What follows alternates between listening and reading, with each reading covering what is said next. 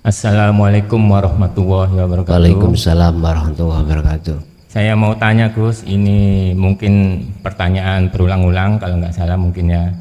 Saya mau tanya, akhir-akhir ini kan banyak maraknya sholawatan, banyak habib-habib yang memimpin, dan di situ kebanyakan tujuannya untuk mencari syafaat Nabi Muhammad. Bagaimana menurut pandangan Gus?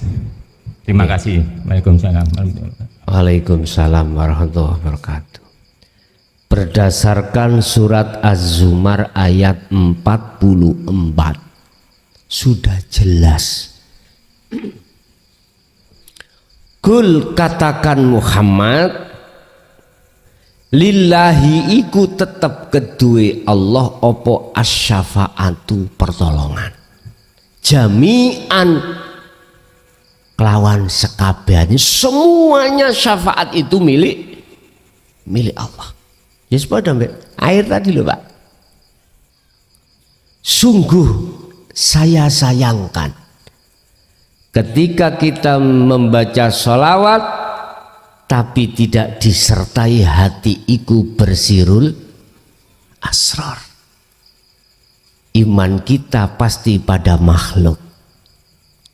Inilah yang disebut wong kecelik boleh ya wis nyuwun sewu.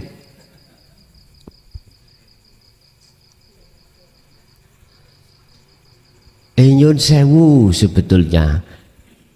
Saya cuman memberikan motivasi aja. Siapa sih yang tidak boleh membaca sholawat? Silakan. Dasarnya sudah ada. Innallaha wa malaikatahu yusholluna 'alan nabi. Langda? Ya ayyuhalladzina amanu shollu 'alaihi wa sallimu taslima. Silakan. Cuman tolong sekali lagi biar nggak salah alamat, hatimu bersirul asrar lah. Ada 3 pos. Su'aul basiroh merasakan, mengimani. Ainul basiroh bertemu. Hakul basiroh menyatakan. Itulah proses dzikir nafi isbat, meniadakan iman selain Allah dan menetapkan iman hanya pada Allah. Jadi apakah harus dibaca la ilaha illa anta? Boten. Kita fungsikan maksudnya aja. Karena sirul asrar itu bila sautin wa kalamin walaftin. Cara prakteknya itu tidak bersuara, tidak berlafat, tapi berasa atau beriman. Urusan nyun sewu hati jenengan iki melantungkan dzikir sir Allahu Allahu Allah atau anta atau yang lainnya, hu urip, itu tujuannya adalah untuk memudahkan rasa muncul, nggak ada masalah.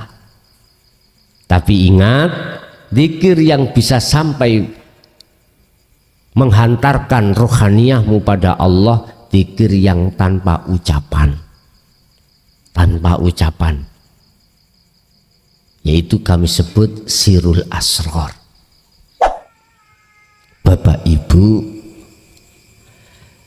kalau belum kelasi kita untuk masuk di dalam posisi situasi maksiat, mesti komeng Pak. Ngerti komeng? Napa komeng niku bahasa Indonesia nih? Hah?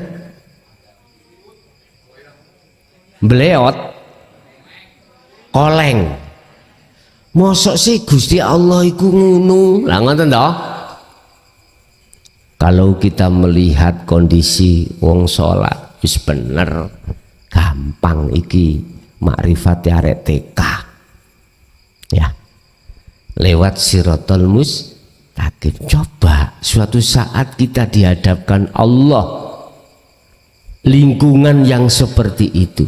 Nah, makanya mengapa para kekasih Allah itu Allah katakan alladzina yadhkurunallaha qiyaman wa qu'udan wa ala junubihim. Kondisi apapun beliau selalu berzikir, melatih itu. Nanti kalau jenengan sudah terlatih, wis mboten komeng Pak, mboten beliur. Jadi hati mengatakan imannya hanya pada Allah, sekalipun secara syariat mengatakan iku maksiat datangnya dari hawa nafsu. Yes. Jadi dinan kiaman iki agama yang benar miturut pandangan rohaniah hakikat, itulah agama yang mendidik dan mengarahkan hatimu hanya beriman pada Tuhan atas segala apapun. Ini yang disebut dinan kiaman. Dan agama ini di samping diikuti Kanjeng Nabi, juga millata Ibrahim Hanifah. Agama Ibrahim yang lurus. Artinya beliau agama Nabi Ibrahim itu selalu mengibarkan tauhid. Niki, mengibarkan tauhid. Urusan syariati gak podo, gak sama dengan Nabi Muhammad, gak ada masalah. Tapi hakikatnya semua sama. Masih Nabi Isa juga begitu Pak Bu. Gak pernah Nabi Isa itu mengarahkan umat itu untuk menyembah menuhankan Isa, mboten nate. Gak pernah. Justru mengajak mengarahkan umatnya pada saat itu hanya beriman pada Tuhan. Sebetulnya itu, mohon maaf, saya klarifikasi, itu bahasanya Tuhan bukan Tuhan. Yesus ini loh Pak, Tuhan. Jadi maksud Tuhan itu bukan Khalik, bukan. Itu panggilan untuk menghormati beliau, Tuhan. Oleh karena ilate wong dulu itu nggak bisa ngomong Tuhan, ngomong Tuhan. Akhirnya sekarang budaya Tuhan, tapi bukan Tuhan, Khalik, Sang Pencipta, bukan. Sama dengan kita terhadap Nabi Muhammad, Sayyidi, Gusti, tidak sama toh? Gusti itu adalah sebutan untuk penghormatan karena itu orang yang terpilih. Secara tauhid beliau itu tidak mengarahkan untuk memuja dirinya, bahkan mengarahkan umatnya untuk hanya memuja, memuji, menyembah pada Tuhannya. Kul, katakan Muhammad, innama ana basarum mislukum. Kul, katakan Muhammad, lillahi syafa'atu jami'an. Muhammad katakan, sesungguhnya kau itu manusia sama dengan umatmu. Kul, katakan Muhammad, bahwasanya syafaat itu milik Allah semuanya. Innaka sak temene sira Muhammad iku la tahdi man ahbabta walakinallaha yahdi may yasha. Sesungguhnya Muhammad, kamu tidak bisa menolong, tidak bisa memberikan syafaat, tidak bisa memberikan petunjuk terhadap orang lain, sekalipun orang lain itu adalah orang yang dekat terhadapmu. Lah yang bisa semuanya itu walakinallaha yahdi mayyasha. Tetapi yang bisa memberikan manfaat, memberikan syafaat, memberikan pertolongan, memberikan petunjuk hanyalah Allah terhadap hamba yang dikehendaki. Sama dengan air itu. Air itu makhluk nopo kholik, makhluk toh. Ini gak jauh berbeda dengan yang lain.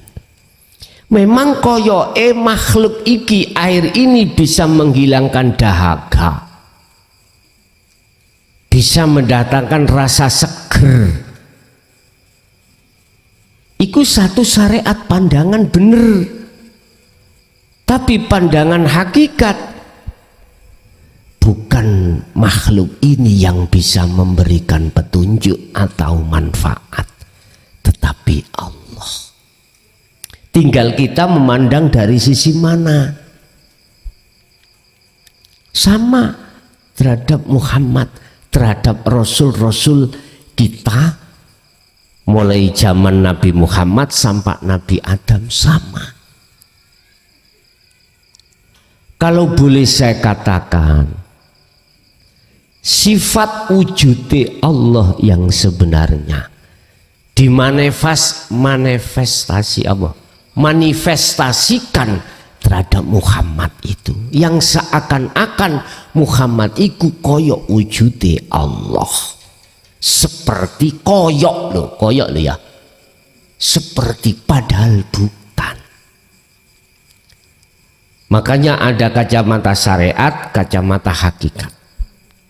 Makanya Rasulullah tidak pernah, Muhammad dan Nabi Rasul siapapun lah, tidak pernah mengongkon, menyuruh terhadap umatnya untuk memuji pada dirinya. Lah kita aja sendiri sebagai umat rasa terima kasih akhirnya dikasih nama penghormatan, akhirnya Muhammad Rasulullah itu Sayyidi Gusti ingsun. Makanya sholawati Allahumma sholli ala Sayyidina Muhammad. Sayyid iku Gusti, artinya Gusti. Apa bedanya ambek Tuhan? Gusti. Apa bedanya ambek Tuhan? Gusti. Sama. Cara jenengan manggil Cak Abdullah, aslinya Abdullah, berhubung dia itu ulama, kiai, nyeluki sampean gak Cak Dul, masa ngaten Mbah Yai, nah ngaten nggih. Padahal itu duduk jenenge, bukan namanya. Sing kuculuk iku kita sendiri. Ya dah. Beliau nggak minta untuk dihormati, tapi kita sendiri. Halo.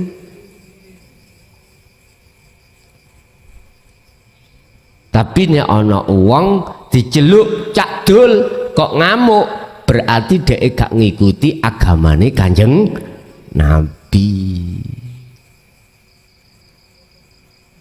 Ya aku juk Cak Dul rek, saiki rek aku duwe titel Al-Mukarram, Al-Ala, Al-Alim, Al-Alama. Ya panggilan Al-Alim, Al-Alama. Wis panggilane Buya, Gus, Yai, apa maneh, Habib. Ya. Pokoknya nek diceluk ismul laqab saweneng, berarti iki duduk pengikuti Kanjeng Nabi. Wis titik ana kono. Kalau dipanggil namanya dia enggak ngamuk, nama asli itu berarti pengikut. Karena beliau sudah punya titel. Sudah punya titel, jenengan panggil sesuai titelnya, dia nggak kesenangan, itu termasuk dinan kiaman. Lah, orang-orang yang seperti ini hanyalah orang-orang yang sudah tahu kedudukan dirinya. Man arafa nafsah faqad arafa rabbah. Dia tahu kedudukan dirinya. Kalau kedudukan dirinya itu sebagai makhluk, lah makhluk iku la haula wala quwata. Yes. La illa bilai yuwei Tuhan ku mau. Bon. Wa makana minal musyrikin, dan jelas dia Adam, dia Ibrahim, dia Muhammad, dia Isa, dia Musa sampai Adam iku minal musyrikin, bukan termasuk golongan yang menyekutukan Allah. Jadi Tuhannya sama, Pak. Mulai Nabi Adam sampai Nabi Muhammad itu sama Tuhannya. Yaiku laisa kamislihi syai'un.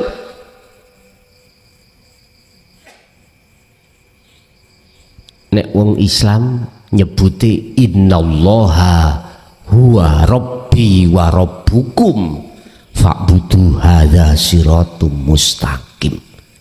Allah jenenge kalau miturut agama Islam. Kalau miturut agama selain Islam, jelas tidak Allah namanya. Dia mempunyai keyakinan namanya A, B, C. Monggo, silahkan beda bendera, tapi tujuan maksud adalah esa niki, tidak apa-apa. Boten nopo-nopo miturut pandangan hakikat. Bun salah paham. Kalau miturut pandangan syariat, yuk bersih kekeh harus Allah. Tidak boleh Allah. Namanya harus Allah. Itu Bapak Ibu.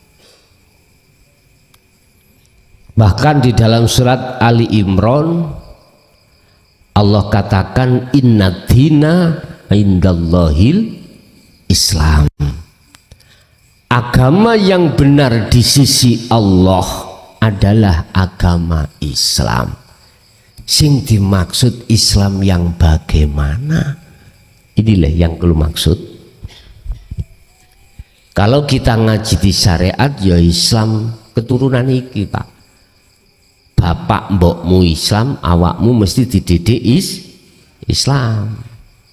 Syariate ya iki. Al-Islam iku maksudnya ya nopo? Pasrah, selamat. Sudahkah kita mengaku-ngaku Islam, beragama Islam, dan kita sudah wa aslimu lahu, pasrah pada Allah? Wong nek wis pasrah nang Allah, benar-benar pasrah itu, Pak, mohon maaf ya, apa segala keputusan Allah itu hati gak ada ganjelan. Iki kalau wa aslimu lahu, kalau kita sudah pasrah betul-betul pada Allah, apapun keputusan, segala keputusan dalam rumah tangga jenengan, nggak ada hati sing ganjel. Tahu ganjel nggih? Apa ganjel itu? Dongkol. Nggak ada kedongkolan, Pak.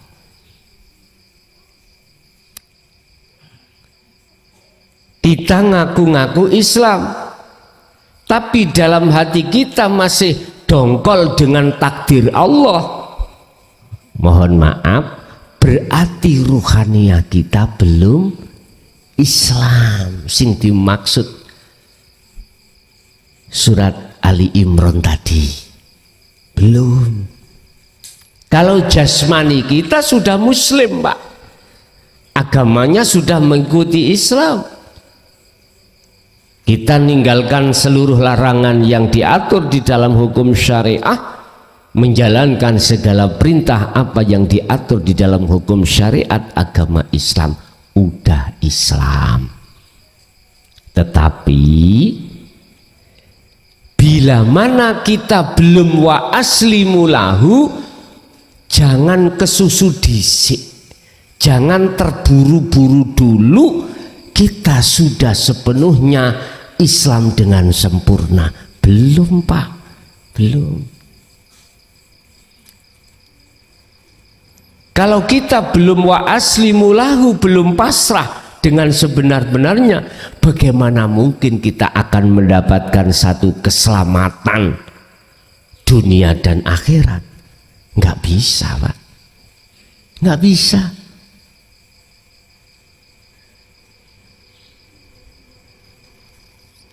Lah terus selanjutnya bagaimana kita ini? Lah inilah yang kutunggu-tunggu, sebab manusia itu tidak hanya terdiri jasmani tetapi juga rohani. Masuklah kau di dalam surah Al-Baqarah 208. Hei wong sing iman. Wong iman iki mesti wis Islam, Pak. Tahapane kan ngoten.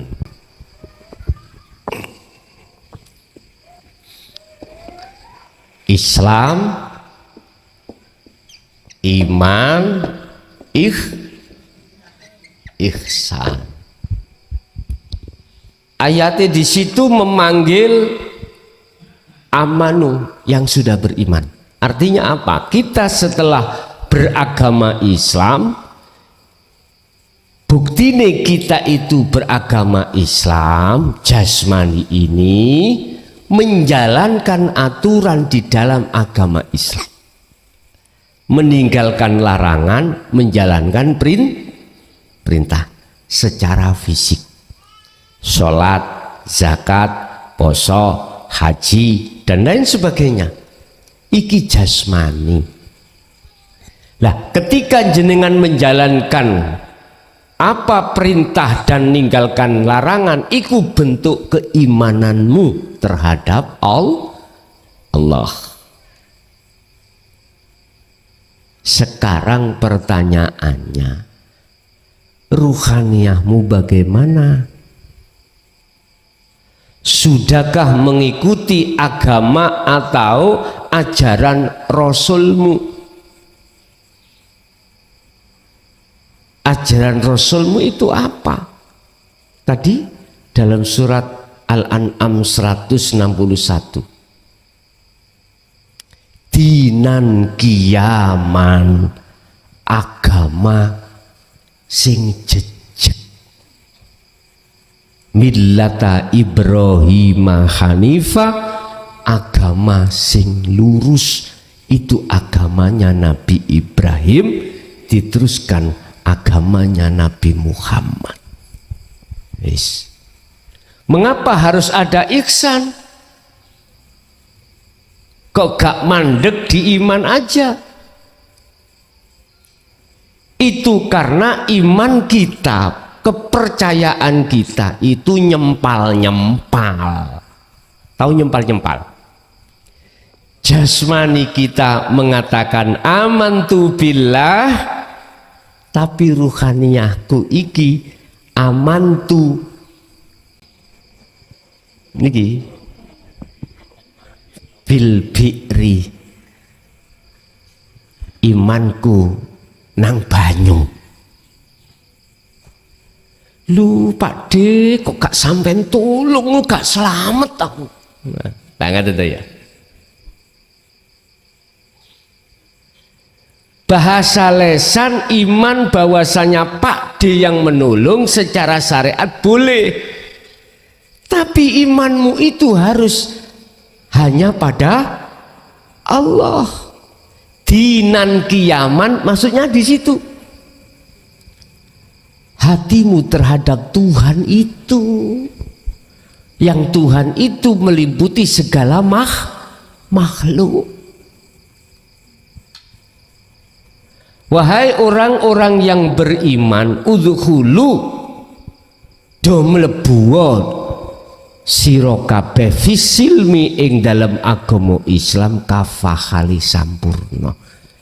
He wong sing iman, mlebu sira kabeh, masuklah kau semua di dalam agama Islam dengan sempurna. Lah niki berarti harus masuk di dalam dinan kiaman millata Ibrahim Hanifah. Itulah agama yang bertauhid. Mau tidak mau ruhaniyahmu wajib masuk di dalam dinut tauhid, sebab di dalam dinut tauhid itulah yang akan mengarahkan ruhaniyah kita ila siratim mustaqim. Imannya jejak hanya pada Allah. Lah barulah kalau sudah di situ kau disebut imanmu ihsan. Ihsan itu bener. Akhirnya saya kasih skema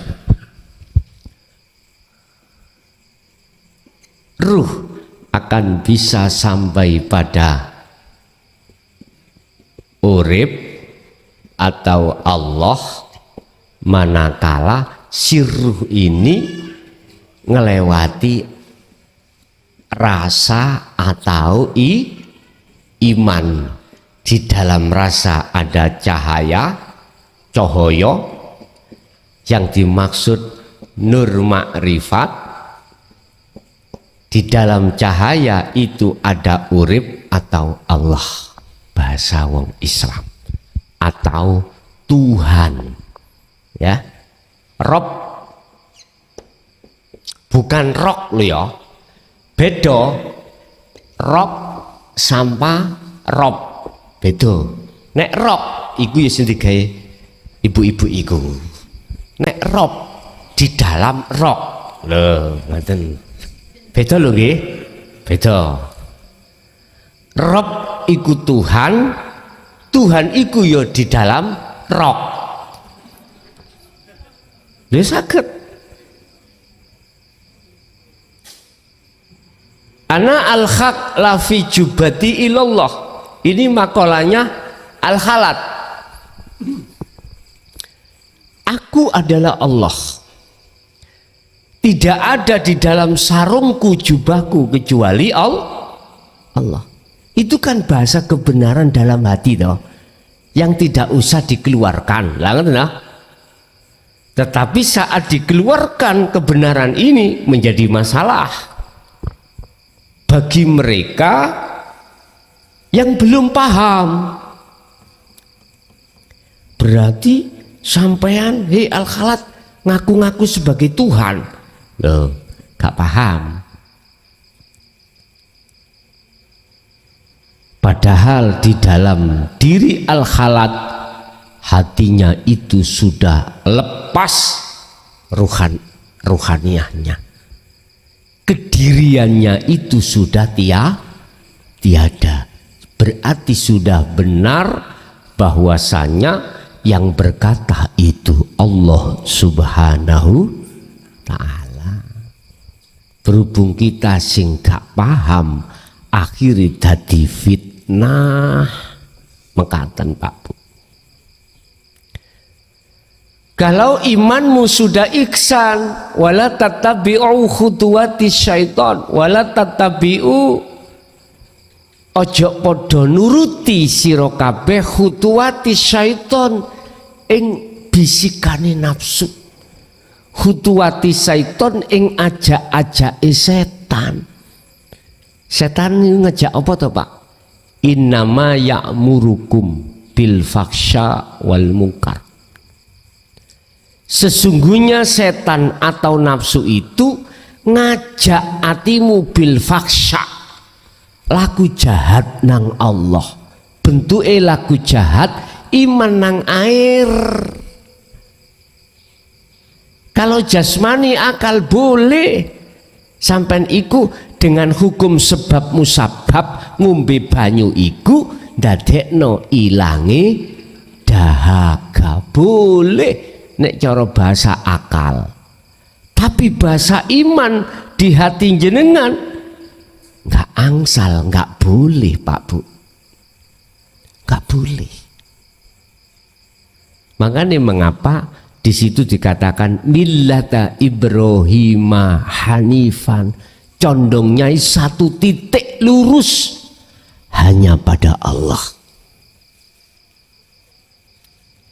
Artinya boleh dohir sampean mengatakan air, tapi hati sampean lurus hanif hanya Allah. Kadang-kadang sing nekat iku ngene iki, wis prai sembarang kali lho ya, ngomong ngeten, wis tak ngombe Gusti Allah. Nah ini jane ku yo aja, walaupun gak apa-apa miturut awakmu, gak apa-apa miturut imanmu yang ada di situ. Kalau bisa jangan di depan mereka yang belum paham. Jadi keiksanan sebuah iman adalah jenengan iki rasa iman iku sudah ketemu cahaya mau.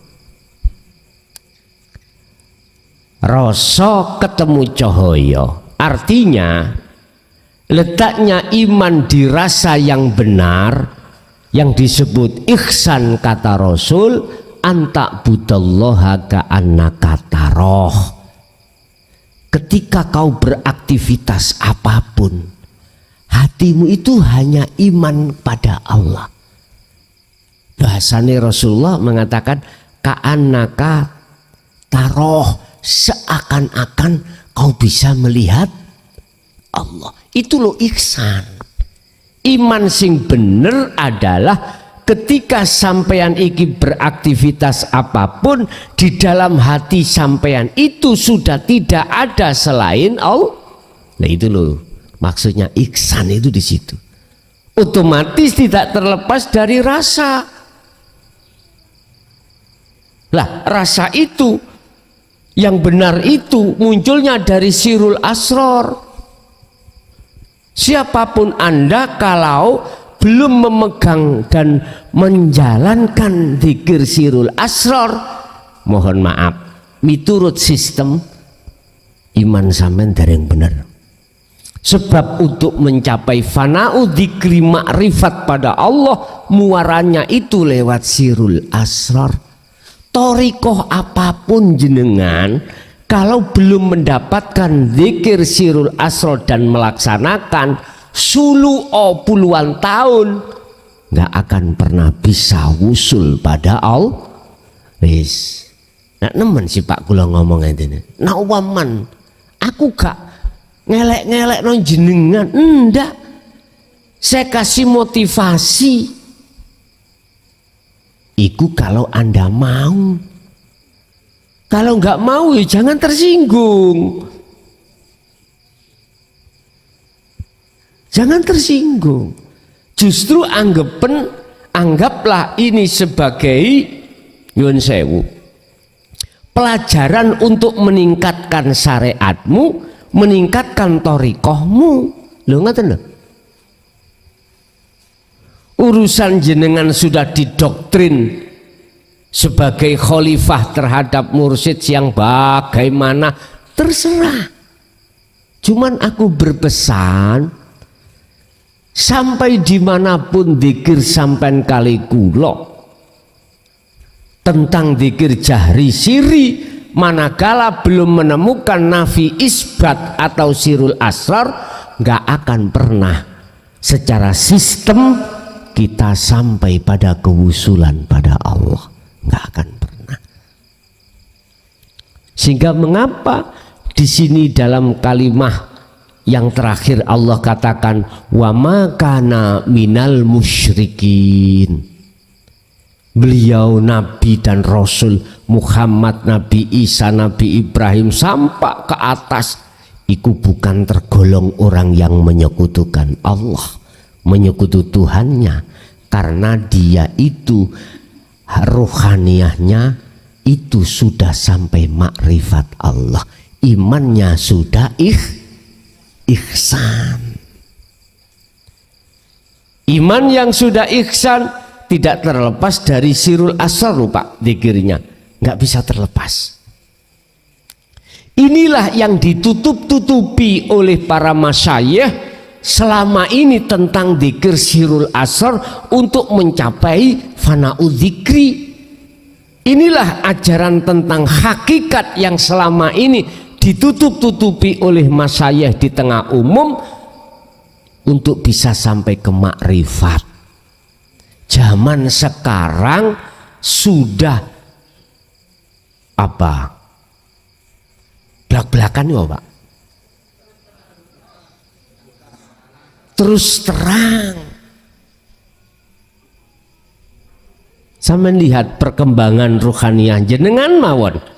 Gak usah kita bilang orang lain. Bagaimana saat hatimu menghadapi problematika di dalam rumah tangga atau dunia ini, tatkala belum memegang sirul asrar dengan sudah memegang sirul asrar, bagaimana keadaan rohaniahmu? Inilah yang Allah katakan, ala bidzikrillahi tatmainnul qulub. Ingatlah, hanya dengan mengingat terhadap Allah hatimu akan menjadi tentram. Ingat yang dimaksud, masuk di dalam dinut tauhid, dinan kiaman ini miturut surat Al-An'am ayat 161. Agama yang mencondongkan hatimu kesadaran penuh bahwasanya semua yang berperan dari segala aspek apapun hanyalah Tuhan yang Maha Esa. Yes. Ini saya jabarkan, yang penjabaran ini berabad-abad tidak disampaikan secara terang-terangan. Anda percaya nggak percaya bukan urusanku. Wis jelas ya. Aku nggak duwe kepentingan menyang awakmu, kudu percaya yo ora. Saya tidak punya kepentingan Anda harus percaya padaku, ndak, atau kepentingan hal-hal yang lain yo ndak. Jujur kula ngomong, jujur saya bicara, lebih penak ndekok turuning omah daripada keluyuran tutuk koyok ngenten iki. Lho nggih, jujur nek kula dikengen milih, disuruh milih, mending duduk manis di rumah sama anak istri, anil-anil Pak, rokokan. Jujur mawon. Muhammad, sampaikanlah ini, jangan pernah kau mengharapkan sesuatu apapun dari mereka. Tugasmu cuman menyampaikan. Harapan kau ingin dipuja, jangan Muhammad. Harapan kamu supaya ada urusan duniawiyah, jangan. Inni balagum minkum, katakan Muhammad, sesungguhnya aku hanya menyampaikan saja. Nggak ada kepentingan yang lain. Kau harus percaya atau tidak, ndak. Kau harus muja padaku atau tidak, ya ndak. Bapak Ibu hadirin, inilah yang sebenarnya. Inilah yang sebenarnya.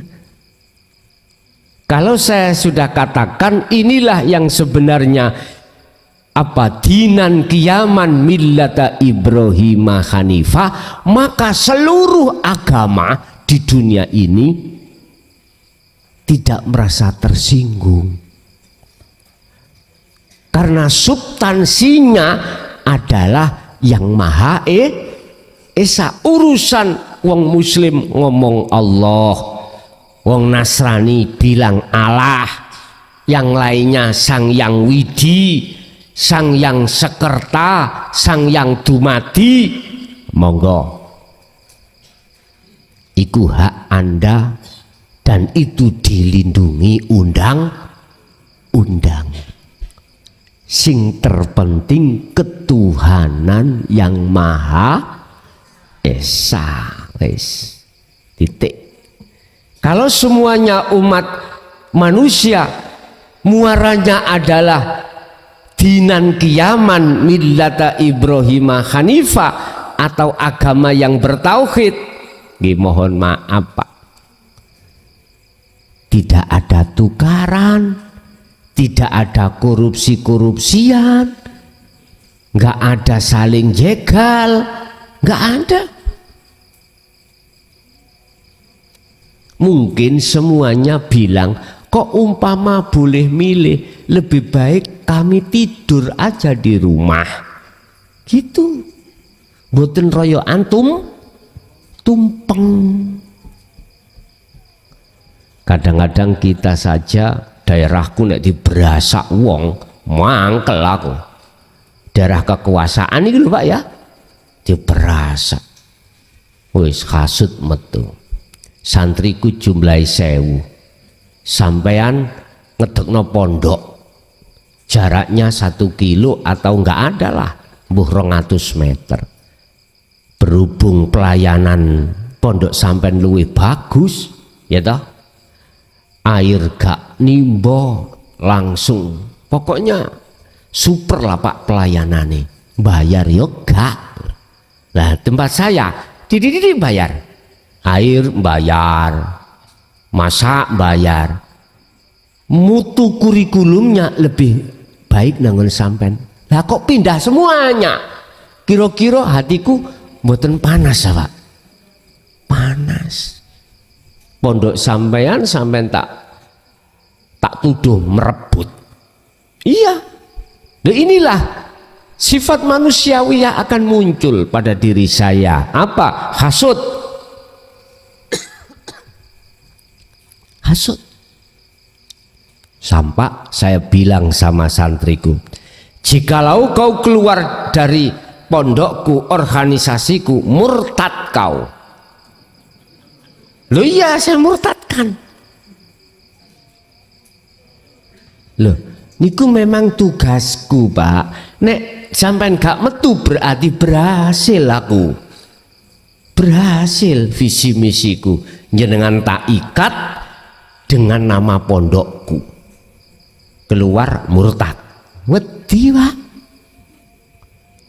Sebab sing jenengi guru yo mung aku tok, nggak ada matahari 2. Lah ngoten nggih.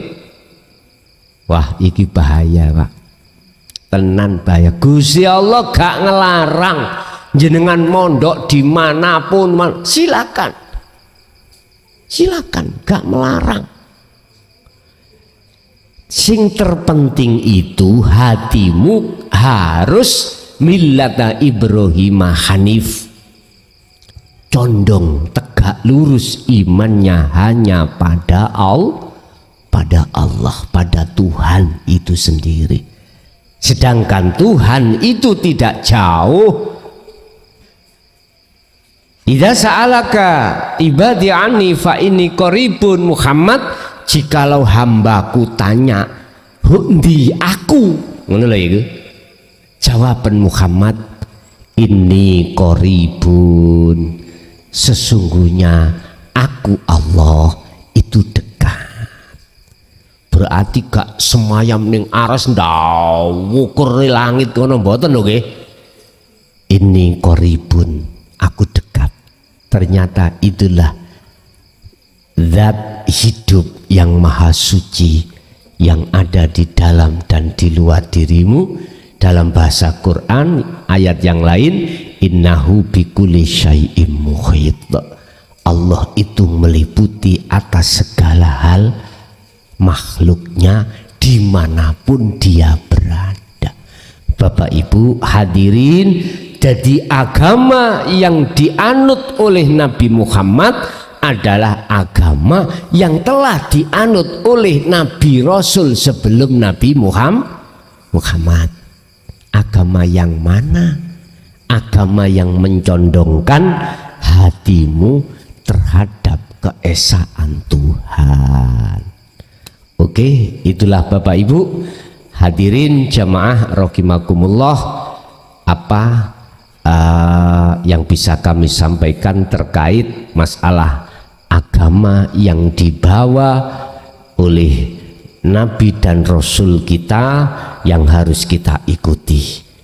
Nah, sebelum kita masuk di dalam sesi tanya jawab untuk mulai Januari besok, di Perum ini hari Senin kedua, Senin kedua. Jadi tak geser dari Kamis kedua menjadi Senin kedua. Wis sampean titeni. Yang kedua, Ramadan, khusus Ramadan saya free alias libur tidak ada rutinan. Dimanapun saya liburkan karena kami fokus untuk memberikan dasar tauhid terhadap khusus pemula-pemula di pondok. Ya dah, itu jatuh di bulan Februari ya. Maret karyoyone ta. Oh April karyoyone. Oh ya. Di Maret berarti ada 2 pertemuan 2 kali lagi. Mulai Januari 2024 di Krian ini, Perum ini Senin kedua. Monggo menaik ada yang ditanyakan kami persilakan. Assalamualaikum warahmatullahi wabarakatuh. Waalaikumsalam warahmatullahi wabarakatuh. Dalam doa Nurun Nubuwah kan wonten ayat Wakul ja'al haqqu wa ja'al batil innal batila kana zahuqa. Niku sampun balak-balik sampean terangaken nggih. Niku intine habis gelap terbitlah terang. Nah selanjutnya wonten ayat malih wa nunazzilu minal qur'ani ma huwa syifaa'un wa rahmatul lil mu'minin wa la yazidu dzalimina illa khosara. Nah niku monggo pun dijelasaken. Nah nomor kali surat napa niku Pak? Supe niku dari ngene doa Nurun Nubuwah niku. Ndak niku Quran surat napa sampean paham Pak? Nggih, dereng paham niku. Berapa? Sampean ulangi melih coba. Kalem-kalem. Wa qul ja'al haqqo. Yang kedua tadi. Oh yang kedua nggih. Wa nunazzilu minal qur'ani ma huwa syifaa'un wa rahmatul lil mu'minin wa la yazidu dzalimina illa khosara. Nggih. Nomor kali ini hakikate wudu mawon. Hakikate Wudu membasuh tangan, membasuh ngoten. dan lain-lain. Nggih. Assalamualaikum warahmatullahi wabarakatuh. Waalaikumsalam warahmatullahi wabarakatuh. Al-Quran Allah turunkan di tengah-tengah umat manusia itu sebetulnya sebagai syifa, obat penyembuh penyakit hati. Quran Allah turunkan terhadap manusia pada dasarnya itu untuk mengobati hati yang sakit. Hati yang sakit itu karena ada penyakitnya. Apa penyakitnya hati? nek tak simpulno kabeh sumbere ndugi riya, takabur, hasud dan lain sebagainya itu atas dasar keakuan diri kita. Keakuan diri kita. Muncul keakuan diri kita sebagai makhluk yang berperan, yang bisa gini, bisa gitu, itu sumbernya. Akhirnya sifat basariah di dalam diri kita menyerang hati, akhirnya menjadi hati yang berpenyakit. Fi qulubihim maradun fazadahumullahu maradha. Ini. Lah Quran ini didatangkan sebagai obat. Apa tadi waca? Bukan dulur. Apa tadi ngerteni maknani? Bukan dulur. Dikatakan sebagai obat, iku harus jenengan minum. Apa Quran tak bong terus tak ombe? Jare ngono biyen ya. Quran diobong, arange di iku malah koceluk.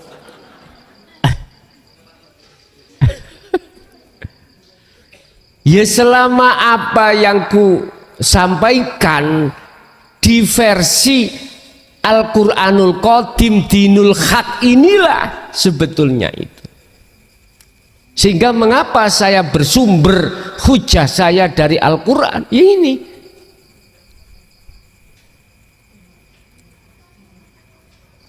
Akhirnya membuahkan hati jenengan iman yang kokoh, iman yang ihsan. Dengan ajaran dinut tauhid lalu jenengan amalkan, jenengan pahami terus jenengan amalkan, itu bentuk jenengan ini telah terobati. Iku nek gelem, nek mau. Ajaran-ajaran untuk mengesahkan Tuhan inilah yang dimaksud Al-Quran. Yang sudah jenengan paham terima lalu amalkan, otomatis dipandu guru-guru akhirat kita lewat zikir. Akhirnya lama kelamaan keimanan Anda yang selain pada Tuhan lebur. Kul katakan Muhammad, ja'al haqqu, apabila kebenaran itu datang, wajahakol batil, maka hancurlah kebatilan.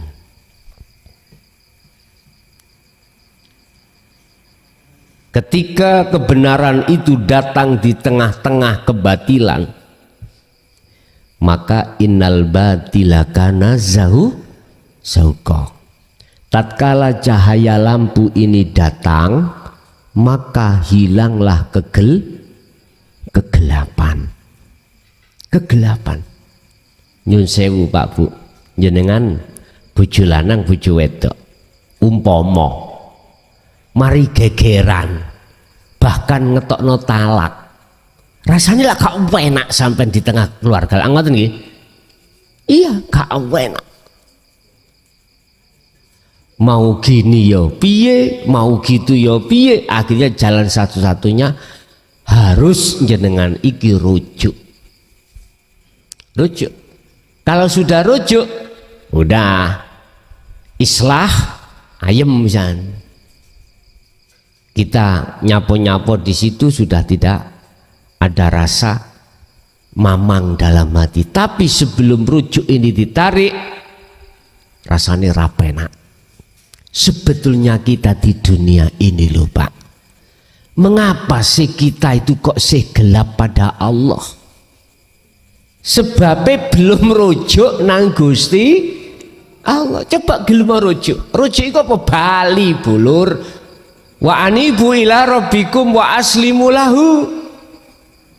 Kalau kamu sudah mau kembali kepada Allah, Wis semua pasrah sudah, penak raosi lu penak ngoten.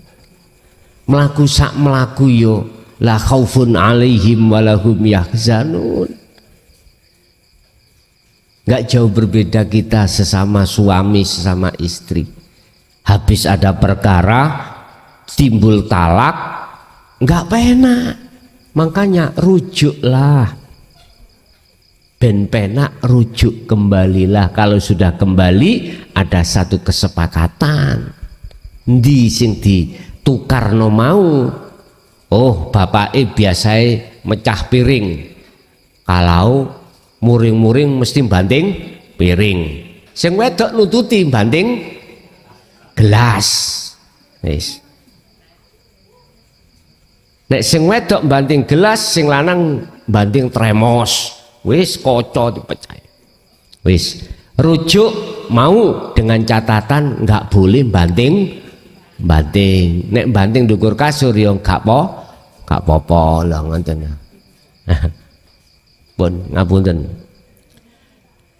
Jadi Quran itu mana yang disebut sebagai syifa, obat?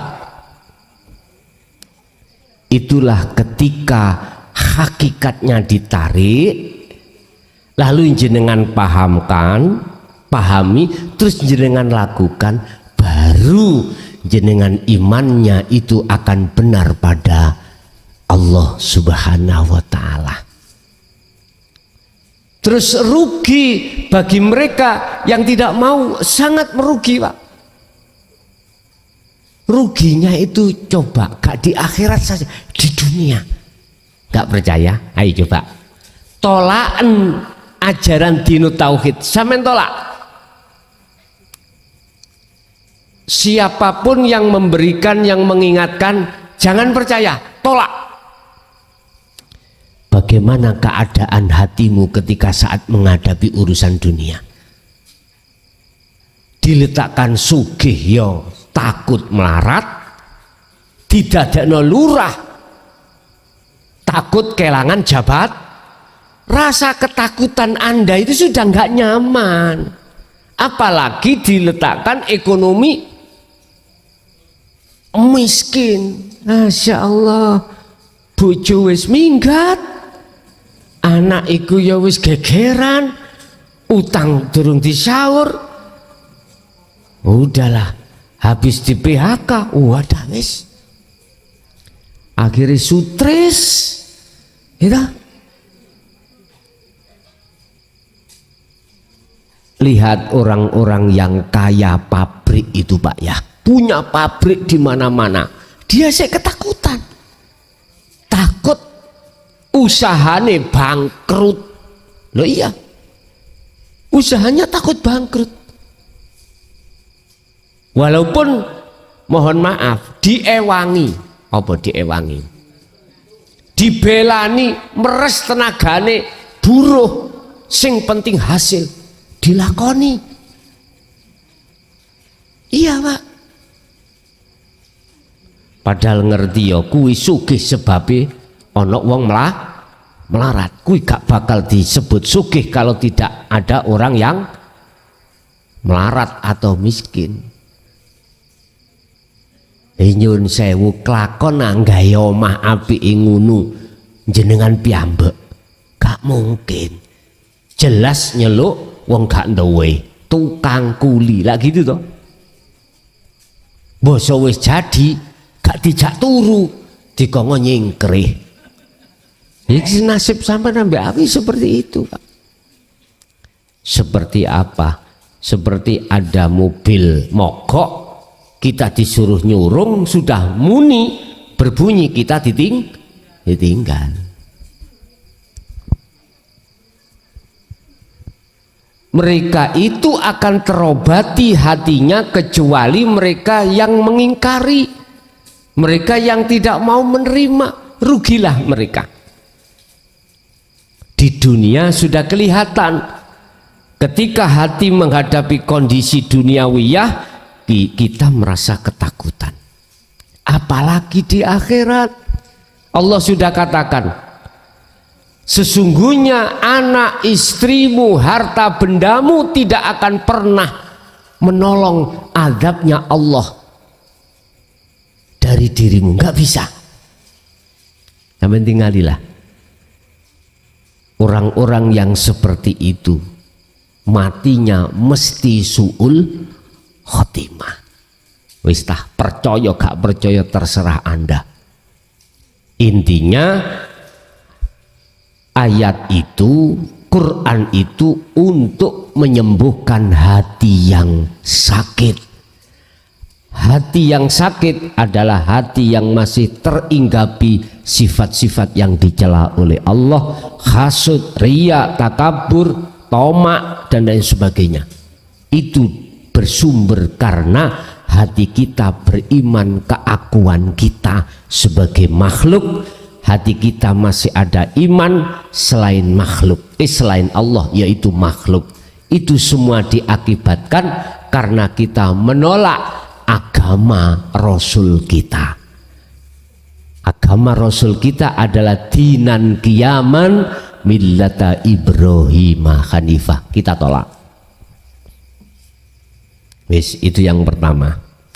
Yang kedua, hakikate wudu. Ya. Pertama, niat Anda adalah menghilangkan hadas kecil karena Allah. Lagi itu dah, karena Allah. Kalau sudah dikatakan karena Allah, dalam hati kita nggak boleh mengakui kalau kita yang melakukan. Kita nggak boleh merasa diri kita yang bisa nyawuk apa ini? Nyawuk banyu, melakukan di dalam aktivitas itu nggak boleh kita mengakui kalau kita merasa bisa melakukan. Kalau kita masih bisa merasa melakukan kehambaan ini, terus bagaimana dengan dawuh la haula wala quwata illa billah yang mengatakan bahwasanya kita makhluk tidak punya daya upaya apapun, kekuatan apapun untuk mengambil air, untuk macam-macam. Tabrakan akhirnya. Makanya niat menghilangkan hadas kecil, sesungguhnya yang menghilangkan adalah Allah. Nopo sing ngentut silite wis babah masuk omangan babah gak ngereken. Wong aku durung mangan ae kok Pak ya ngene. Sing ditabyur iku sirahe karena sirah sampean iku pelaku maksiat. Nyun sewu, hakikat ya. Iki kaca. Ayu nih rek. Ngoco gandeng nih rek. Sifat jamale Allah kita rampas. Kadang-kadang kurang ayu, nyun sewu loh, Bu nyun sewu ya. Siapapun kita ditambahi Pak bengesan. Alisiku ditambahi. Mari nyiliriti rodok tipis digedhekno. Koyok dakocan. Nggih. Bukan perkaranya jenengan nggak boleh berhias, silakan. Lawang Rasulullah itu ya berhias kok, kemana-mana betok suri, sisir. Yang tidak boleh itu pengakuan dalam hati jenengan sifat jamalnya Allah. Makanya dikongkon nabior, mata memandang merasa kita yang bisa memandang. Hidung menghirup udara merasa kita yang melakukan. Lesan berucap merasa kitanya yang bisa melakukan. Artinya apa Pak? Pokoknya total jenderal ojo kok akoni. Itulah karena Allah. Tangan kita mengapa harus dibasuh? Itu karena tangan kita sering bermaksiat. Bermaksiat bersumber dari hati merasa tanganku yang bisa mengangkat bermaksiat. Telinga harus kita basuh karena kita mendengarkan sesuatu, merasa dalam hati keakuan kita yang bisa mendengar. Padahal itu sifat samanya Allah. Kaki kita, Pak, kita basuh karena kaki kita sering bermaksiat pada Allah, merasa kuat kaki kita untuk berjalan. Kalau bahasa syariat sih, maksiat secara dohir digawe nontok opo kaki tangan buat maksiat mata, itu cara syariat. Hakikati itu sumbernya dari hati atas pengakuan itu. Itulah hakikatnya wudhu jenengan. Hakikatnya wudhu ada di situ. Hati yang salah pada Allah bil faksha wal mungkar, kita melakukan faksha keji pada Allah dengan bentuk kita beriman, kita sendiri yang bisa melakukan. Wal mungkar, kita menolak ajaran dinut tauhid. Begitulah Pak ya. Kalau tanya tentang masalah wudhu secara hakikat, tidak nganggo banyu. Sing nganggo banyu iku wudhu secara syariat karena kesalahan jasmani. Lah secara hakikat kesalahan rohani. Lah rohani bukan terhadap air, cara mensucikan dengan apa? Ilmu, amal, istiqomah. Itulah takwa. Oke, ada lagi?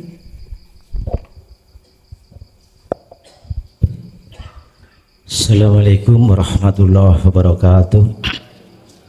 Sebetulnya saya kenalkan Kiai, nama saya Bapak Bonal dari Gria Bayangkara Parmai Sidoarjo.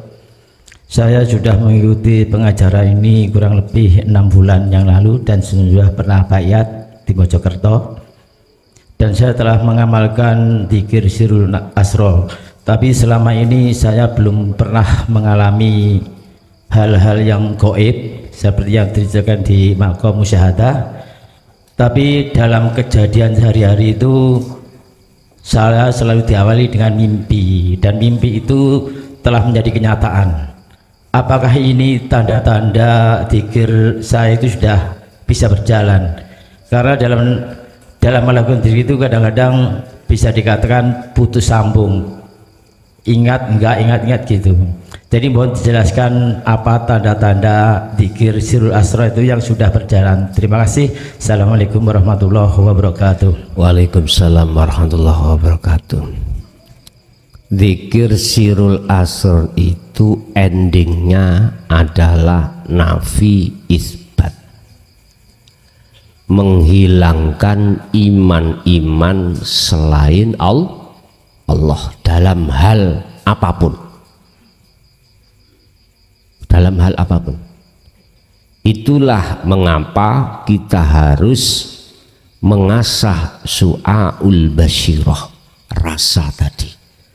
Merasakan, meyakini hanya hidup itulah segala-galanya. Kalau ini sudah terlaksana, itu berarti bentuk berlakunya penafian, pembersihan kotoran-kotoran hati. Setelah kotoran hati ini bersih, maka ainul basirah isbat, menetapkan, meyakini dengan benar tanpa ragu bahwasanya apapun yang terjadi hanyalah karena aku Allah. Ini endingnya, fungsinya Sirul Asrar. Kalau pertanyaannya tidak mengalami kegaiban, Sirul Asrar itu enggak ada hubungannya dengan kegaiban makhluk. Enggak.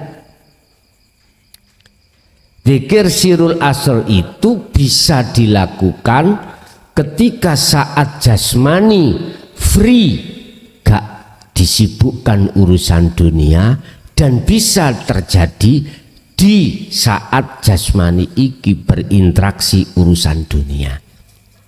Berarti ketemu Allah itu bisa ada dua zona.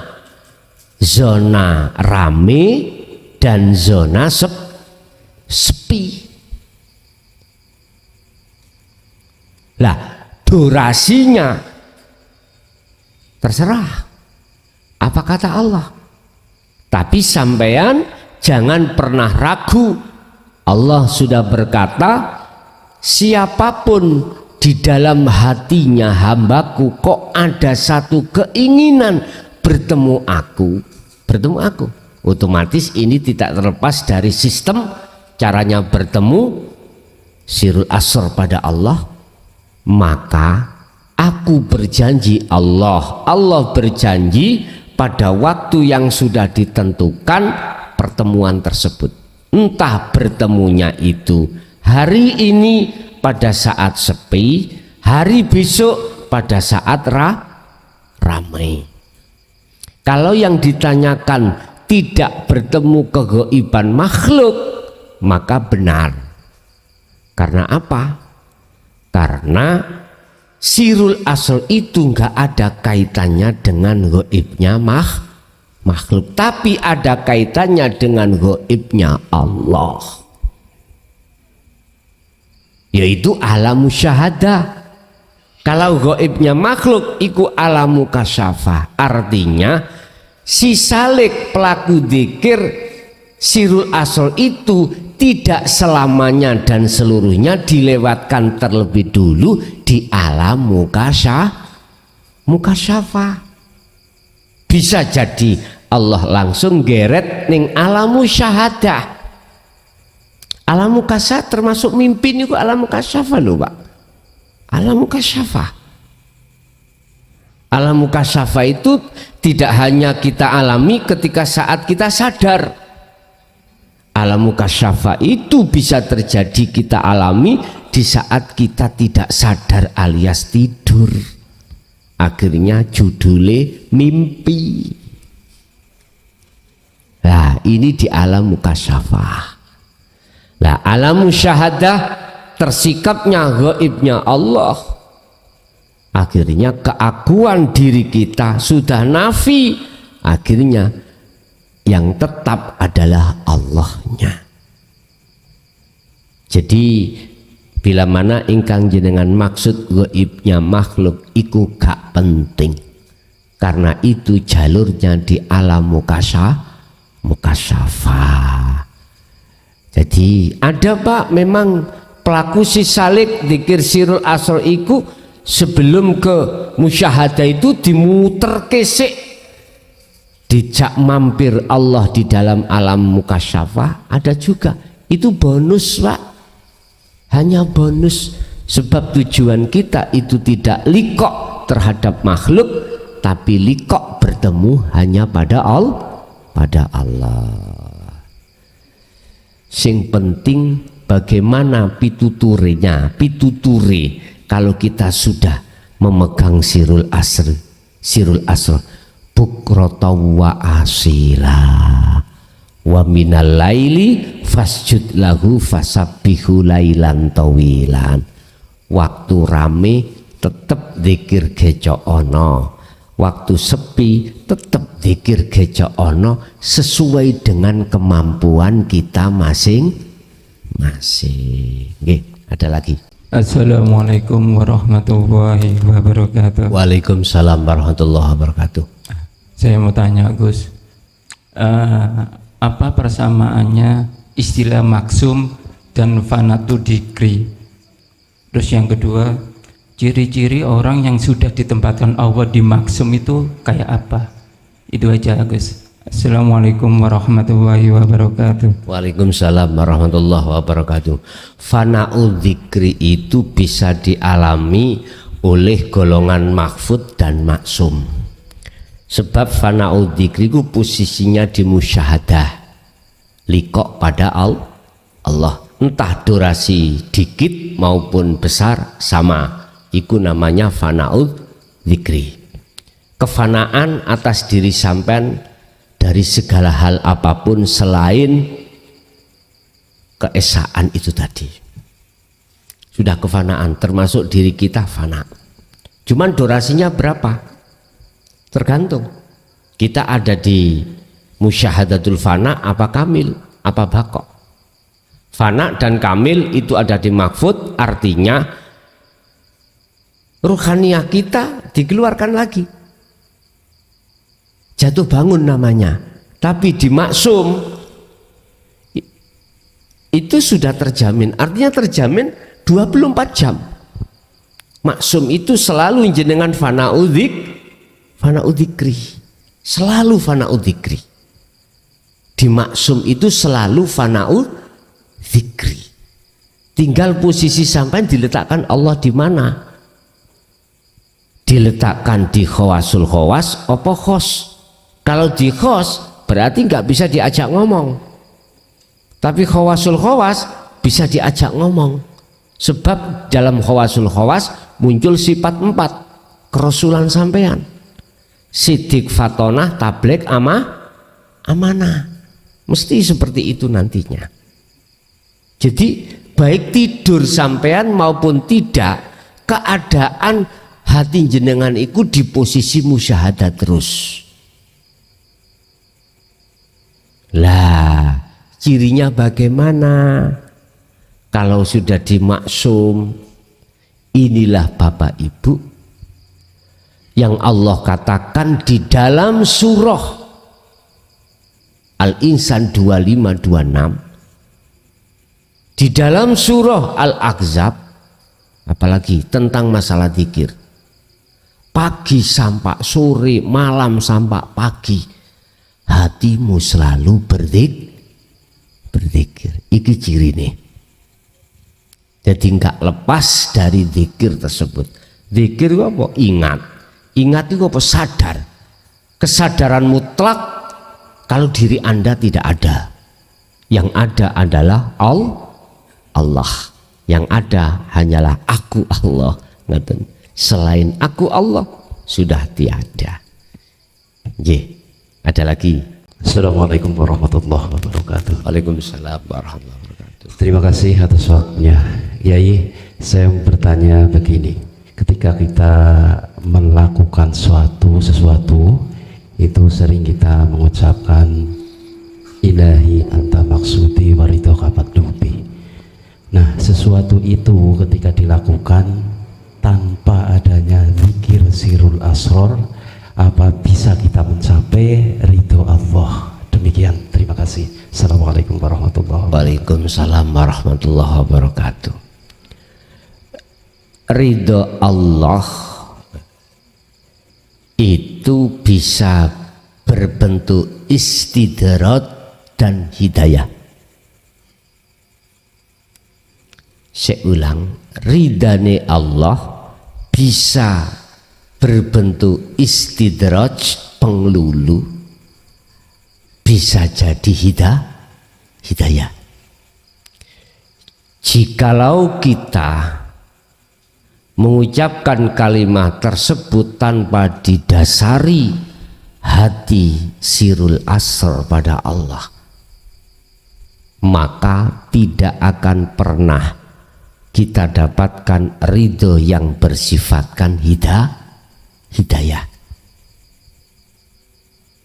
Yang jelas yang kita dapatkan ridho Allah di posisi istidraj. Nyun sewu Pak, kita itu orang bermasalah. Kita sowan terhadap salah satu orang, akhirnya diberikan satu amaliyah yang katanya untuk menjawab masalah itu sebagai solusi. Akhirnya kita riyadoi, kita tirakati, kita istiqomahkan, terjadi Pak, terjadi. Berarti sesuatu yang sudah ditetapkan Allah, ditakdirkan, berarti tidak lepas dari ridhani Allah. Tapi ridhani Allah sing kepriben, yang bagaimana? Istidrat atau hidayah? Kalau istidrat tandanya kita tidak bisa memandang Allahnya. Kita masih beriman karena selain Allah. Kok gak aku diwenehi aurat iki mau gak mari.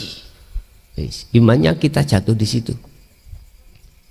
Kok gak aku moco dan riyadho ini gak sampai solusiku ketemu. Istilah dilulu. Hidayah tidak, Pak. Dikatakan hidayah, hatimu semakin cancut. Ngerti cancut? Condong. Imanmu hanya pada Allah. Otomatis ini tidak lepas dari sirul asrar. Jadi saya jawab, kalau yang dimaksud ridho Allah di dalam hidayah, tidak, Pak. Wis mesti istidraj, karena iman kita masih mengimani selain Allah. Ada lagi?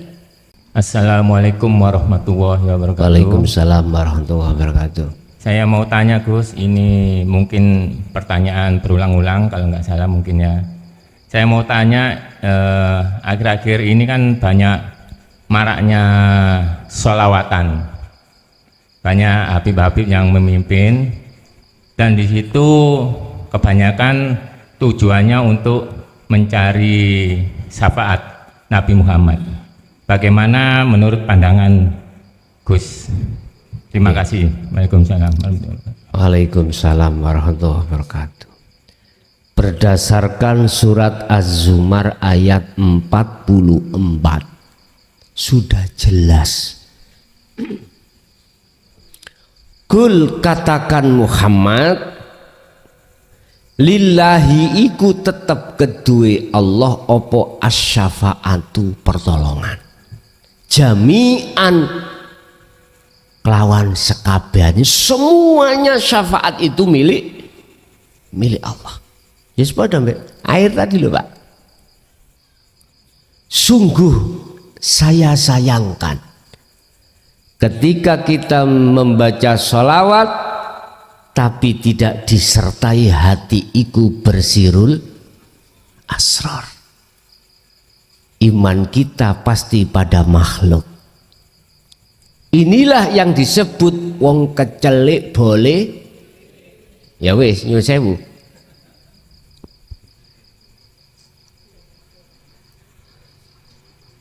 Nyuwun sewu, sebetulnya saya cuman memberikan motivasi aja. Siapa sih yang tidak boleh membaca sholawat? Silakan, dasarnya sudah ada. Innallaha wa malaikatahu yusholluna 'alan nabi. Langda ya ayyuhalladzina amanu shollu 'alaihi wa sallimu taslima. Silakan. Cuman tolong sekali lagi biar nggak salah alamat, hatimu bersirul asrar lah. Bersirul asrar lah. Ngeten Gusti Allah umpama pegel lho ya. Tapi gak tahu pegel Gusti Allah ya. Umpama pegel ya. Nyu banyu ya iki lho. Mah wis aku gak ono kono. Gak nang awakmu kono. Heta. Wong banyu iku perkara sing diciptakno Allah. Nek ditinggal Allah mesti hancur banyu iki. Hancur dalam arti tidak punya manfaat apapun, tidak bisa mendatangkan mudarat apapun. Enggak percaya? Sampeyan kok bengi ya? Lungguh kursi, nggawa gelas. Lungguh kursi, nggawa gelas. Terus turu wae. Tidur jatuh enggak? Hancur. Padahal Gusti Allah gak tahu pegel. Umpama Gusti Allah pegel ngomong nang banyu, nyu banyu, aku pegel ambek awakmu. Awakmu iki ngongkon nyuruh hambaku kongkon iman nang awakmu. Wis aku tak ngalih wis tapak hancur. Paham ya? Jadi saya tidak melarang, tidak menyalahkan siapapun yang bersolawat, enggak.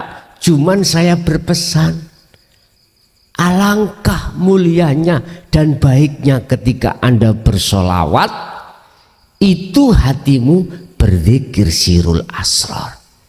Sebab jikalau tidak, imanmu nanti akan geser terhadap selain Allah. Sudah jelas Allah katakan, yang disuruh mengatakan Rasulullah. Yo kita ae toko-toko sing koclok. Iya dah.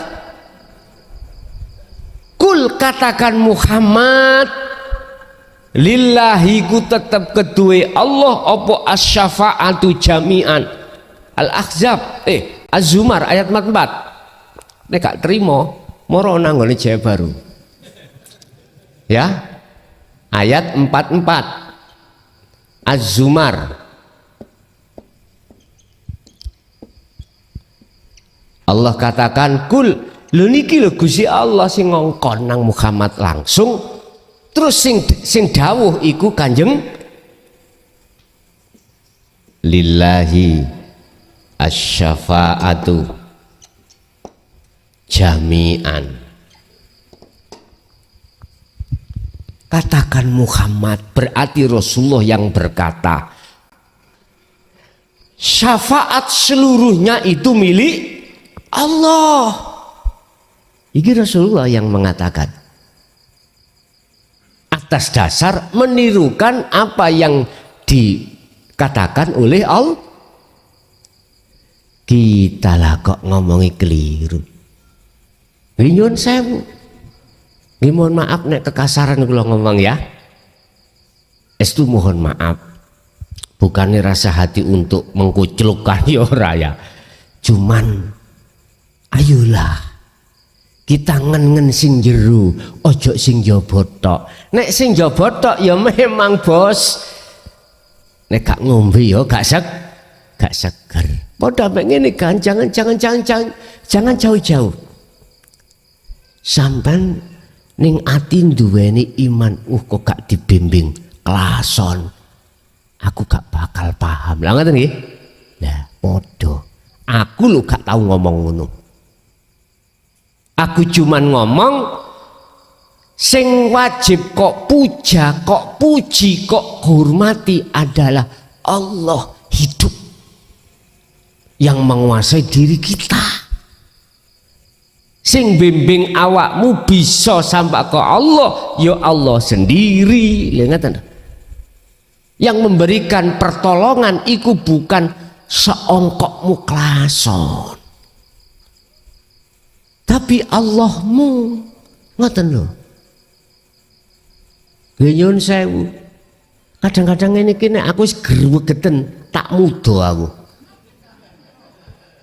Iya. Nek muda lak sampean gak gelem mujo aku. Gitu ya. Dan itu sudah kulakukan hampir 1 tahun. Takok wong sampungku mau klason gandeng. Iku saking kula mboten pengin tipu. Sampean gampang mawon. Gak kepingin ning ati keserang rumangsa mulya muda. Lah gak ana wong mulya nonggo. Mesti awakmu disawati watu kok.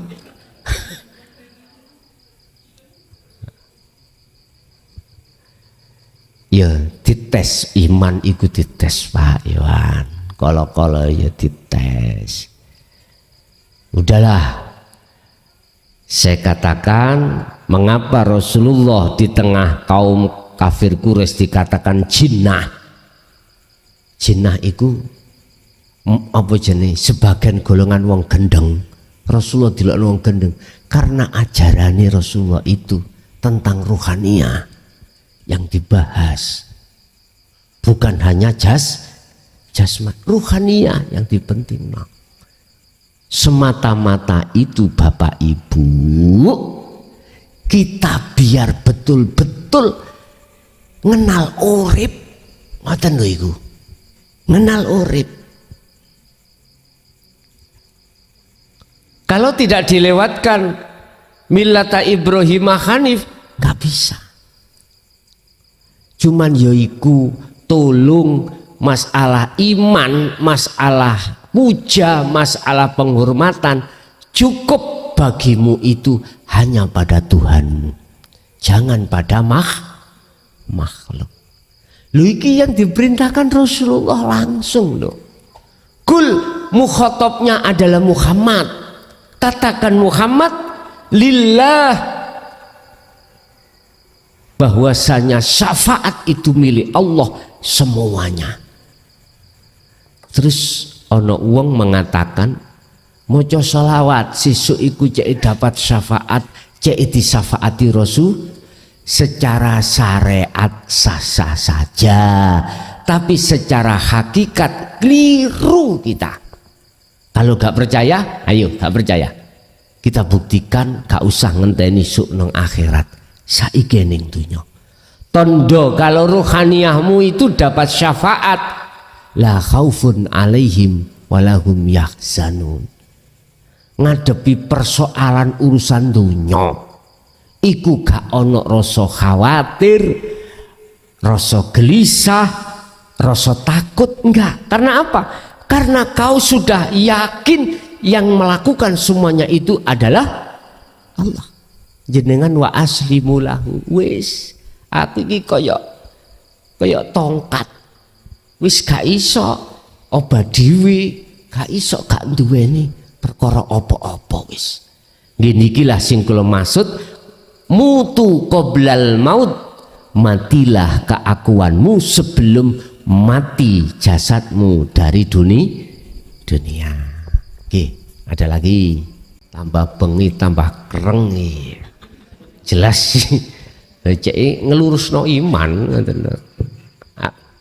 Assalamualaikum warahmatullahi wabarakatuh. Waalaikumsalam warahmatullahi wabarakatuh. Perkenalkan Gus, saya Abu Zainuddin dari Sidoarjo Gus. Jadi saya ini baru ikut 2 kali ini saya kesini sejak bulan lalu. Kalau saya mendengarkan paparan Gus baik di live seperti ini termasuk juga di YouTube sering ikuti, itu kan menjadi wajib kita itu setiap langkah kehidupan kita itu mengamalkan sirur asror. Nah ini poinnya di situ. Nah di literatur di buku-buku itu juga ada Gus kitab sirur asror. Itu kalau tidak salah yang mengarangnya, penulisnya adalah Syekh Abdul Qadir Jailani itu Gus. Nah apakah hubungannya zikir sirul asror itu dengan kitab sirur asror? Itu yang pertama. Terus yang kedua, zikir sirul asror ini apakah memang ada bacaannya gitu ya Gus? Maksudnya mohon maaf, masih penasaran saya juga. Terima kasih. Assalamualaikum warahmatullahi wabarakatuh. Waalaikumsalam warahmatullahi wabarakatuh. Jikalau di dalam kitab Sirul Asror karangan Syekh Abdul Qadir Jailani itu mengarahkan ruhaniyahmu terhadap hidup, maka iya.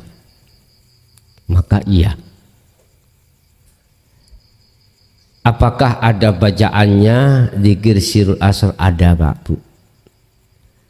Mungkin bisa dilihat di dalam surah Al-Anbiya 78. Di situ ada tauhid la ilaha illa anta subhanaka inni kuntu minat. Sudah tidak Allah, sudah tidak huwa, tapi anta. Mengapa anta? Karena anta itu dekat. Berarti Anda di dalam hati sudah merasa kalau Allah itu dekat, tapi masih berjarak. Dekat tapi masih berjarak.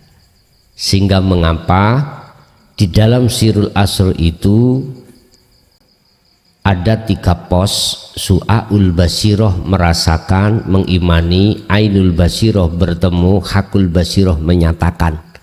Itulah proses zikir nafi isbat, meniadakan iman selain Allah dan menetapkan iman hanya pada Allah. Jadi apakah harus dibaca la ilaha illa anta? Boten. Kita fungsikan maksudnya aja. Karena sirul asrar itu bila sautin wa kalamin wa lafdin, cara prakteknya itu tidak bersuara, tidak berlafat, tapi berasa atau beriman. Urusan nyun sewu hati jenengan iki melantungkan dzikir sir Allahu Allahu Allah atau anta atau yang lainnya, hu urip, iku tujuannya adalah untuk memudahkan rasa muncul, nggak ada masalah. Tapi ingat, dzikir yang bisa sampai menghantarkan rohaniyahmu pada Allah, dzikir yang tanpa ucapan, yaitu kami sebut sirul asrar. Lah, sirul asrar munculnya, lahirnya dari tauhid la ilaha illa anta. Dzikir khafi atau dzikir siri munculnya dari tauhid la ilaha illa huwa. Dzikir jahri muncul dari tauhid la ilaha illallah. Inilah tahapan-tahapan di dalam Al-Quran tentang tauhid pada diri manusia. Terakhir la ilaha illa ana. Yes, iki kok muncul fana'ud dzikri. Ngaten nggih? Nggih. Ada lagi? Pun Bapak Ibu hadirin jamaah rahimakumullah, sekali lagi barangkali ada kalimat yang kurang berkenan di hati, saya mohon maaf yang sebesar-besarnya. Awal sampai akhir apa yang telah diberikan Allah semoga menjadi ilmu yang bermanfaat, berguna, barokah terhadap kita dan keluarga kita dan anak putu kita ila yaumiddin. Lahumul Fatihah.